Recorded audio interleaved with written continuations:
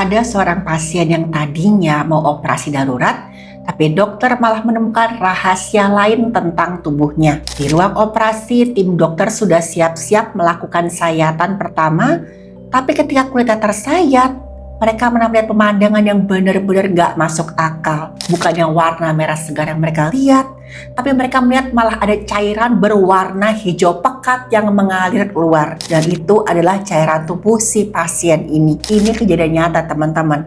Membuat para dokter merasa sedang berada di film-film alien. Pria ini siapa sih? Kok bisa tubuhnya memproduksi cairan seperti alien di luar angkasa? Teman-teman, hari ini kita akan membedah misteri medis ini sampai ke akar-akarnya sekarang juga.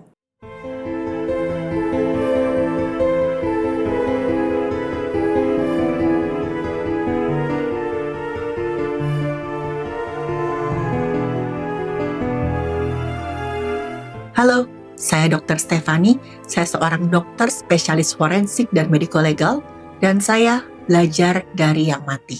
Kasus ini terjadi pada tahun 2007 di Rumah Sakit Saint Paul, Kanada. Ada seorang pasien laki-laki usianya 42 tahun, dia masuk ke ruang gawat darurat dengan kondisi yang lumayan gawat. Pasien ini menderita yang namanya sindrom kompartemen. Itu terasa sangat sakit di bagian kakinya. Penyebabnya katanya gara-gara salah posisi tidur. Nah, sindrom kompartemen itu membuat dia sangat ketakutan dan tim dokter juga lumayan panik. Karena bayangin aja teman-teman, otot kakinya terbungkus lapisan kuat yang gak bisa melar sedikit pun.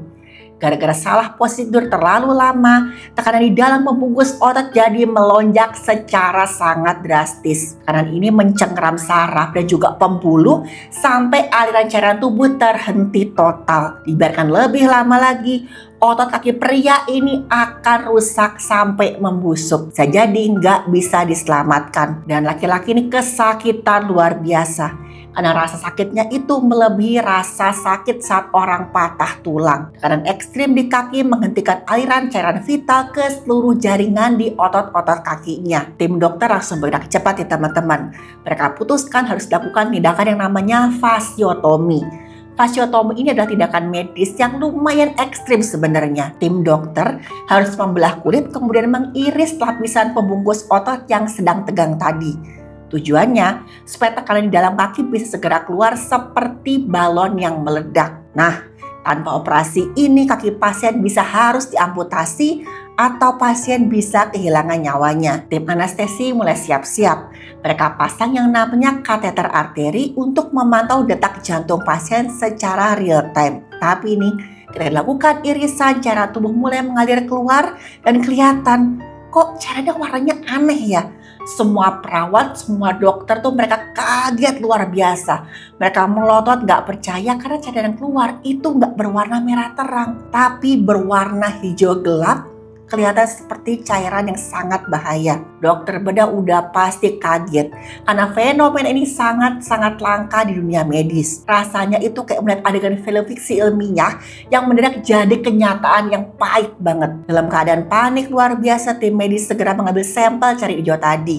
Sampel itu mereka larikan ke laboratorium forensik untuk penyelidikan yang lebih lanjut. Tim bedah melakukan analisis gas cairan tubuh untuk mengevaluasi kadar oksigen di tubuh si pasien. Dokter sempat menduga pasien ini mengalami kondisi yang namanya cyanosis. Cyanosis itu adalah kondisi kekurangan oksigen yang biasanya membuat kulit menjadi kebiruan. Tapi secara medis nih seharusnya cairan tubuhnya itu warnanya tuh kebiruan gelap, bukannya hijau seperti ini. Warna kebiruan ini biasanya disebabkan oleh tingginya kadar methemoglobin di dalam pembuluh. Nah, tapi yang mereka lihat itu bukan warna biru, bukan warna keunguan, tapi hijau pekat. Dan mereka nggak salah lihat. Semua orang tuh sama kok, ini cairan tubuhnya warna hijau pekat. Kira-kira kenapa ya? Tim medis harus bekerja ekstra cepat di bawah tekanan waktu yang sangat-sangat sempit. Hasil laboratorium menunjukkan kadar methemoglobin di cairan tubuh pasien ini itu masih dalam batas normal. Temuan ini otomatis mematahkan teori awal dokter dan membuat situasi semakin misterius. Ini adalah anomali biologis yang nyata dan menantang para ahli medis tuh di depan mata mereka di tengah-tengah tindakan. Karena tes awal gagal, dokter mulai menelusuri riwayat hidup pasien secara mendalam. Dan ketahuan teman-teman bahwa pasien ini ternyata adalah seorang perokok aktif sejak lama. Dia juga menderita migrain yang rasanya seperti kepalanya kayak mau pecah setiap kali sedang serangan. Dan dia mencoba mengobati dirinya sendiri.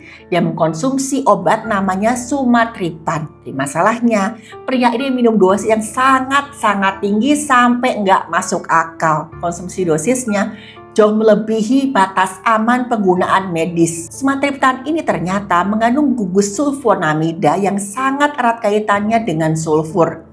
Zat sulfur alias belerang inilah yang menjadi tersangka utama dalam kasus cairan tubuh hijau ini. Dan ternyata teman-teman bukan cuma itu.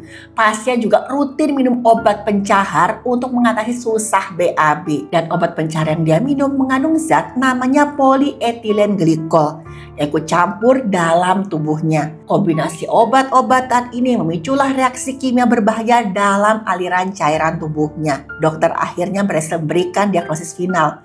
Pria ini menderita keadaan yang namanya sulfohemoglobinemia.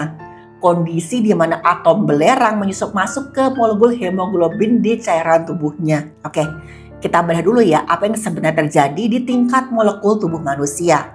Normalnya partikel besi dalam hemoglobin bertugas mengikat oksigen supaya kita bisa hidup. Nah, oksigen yang terikat di zat besi inilah yang membuat cairan tubuh kita jadi berwarna merah segar. Tapi pada kasus ini, atom sulfur merebut posisi besi pada cicir yang namanya porfirin. Sulfur tuh kayak menjajah sel dalam cairan tubuh kita, membuat strukturnya menjadi molekul baru. Molekul baru ini namanya subhemoglobin, pigmen yang warnanya hijau gelap. Begitu sulfur masuk, zat besi nggak bisa lagi mengikat oksigen untuk bernapas dan juga untuk mengalirkan oksigen ke jaringan tubuh kita. Nah, akibatnya nih, fungsi transportasi oksigen ke seluruh organ tubuh menjadi sangat-sangat terganggu. Secara visual, cairan tubuh kita menjadi hijau karena warna merah dari oksigen sudah menghilang. Pigmen hijau ini bersifat sangat stabil dan nggak bisa hilang begitu aja.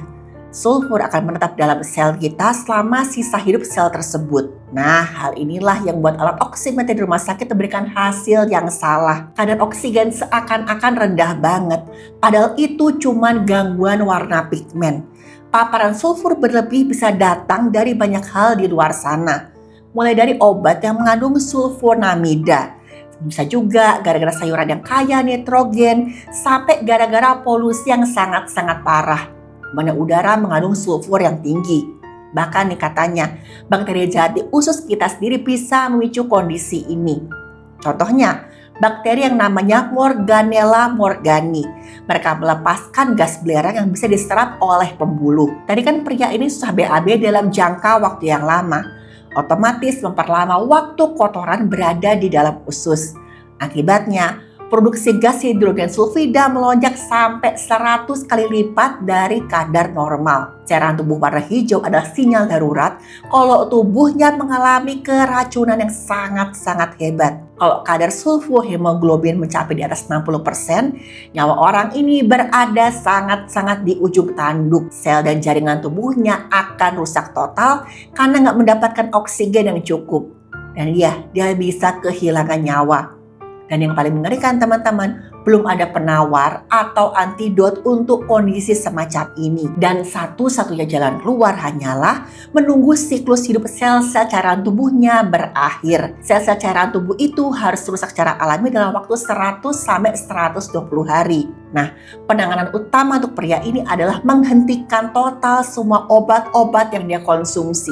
Harus stop secara total, gak boleh diminum sama sekali. Dokter langsung melarang pasien menyentuh obat migrain yang namanya Sumatripan tadi selamanya. Pokoknya gak boleh diminum lagi.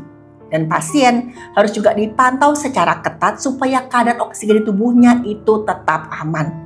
Oksigen tambah juga harus diberikan secara terus-menerus untuk membantu paru-parunya bekerja lebih ringan. Nah, analisis gas cairan tubuhnya menjadi alat vital untuk membedakan kondisi medis yang sebenarnya. Dalam kondisi yang lebih parah sebenarnya teman-teman, dokter harus melakukan prosedur transfusi secara total. Nah, untungnya pasien ini pelan-pelan mulai menunjukkan tanda pulih. 5 minggu setelah berhenti minum obat, ada racun hijaunya mulai menghilang pelan-pelan. Cairan tubuh pria ini akhirnya kembali berwarna merah normal seperti manusia biasa.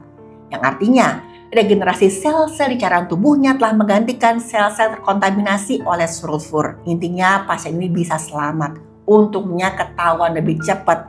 Kalau lebih lama lagi nggak tahu deh, mungkin dia benar-benar udah nggak selamat. Jadi teman-teman, penyalahgunaan obat, bahkan obat resep sekalipun seperti sumatriptan tadi, bisa menimbulkan efek yang sangat-sangat berbahaya dan sering banget nggak terduga. Penyakit yang ringan seperti migrain atau susah BAB kalau ditangani secara sembarangan bisa malah berkembang jadi kondisi medis serius yang mengancam nyawa kita. Tubuh kita punya batas toleransi terhadap zat kimia, dan ketika batas itu dilampaui, konsekuensinya bisa sangat ekstrim dan sulit dipulihkan. Bahkan orang bisa kehilangan nyawa.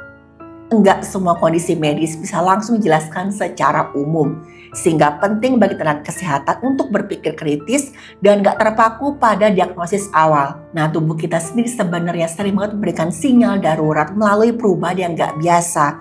Dan sinyal tersebut gak boleh kita sepelekan, apalagi kita abaikan. Kesembuhan nggak selalu datang dari obat, tapi bisa juga dan menghentikan kebiasaan yang merusak tubuh secara perlahan.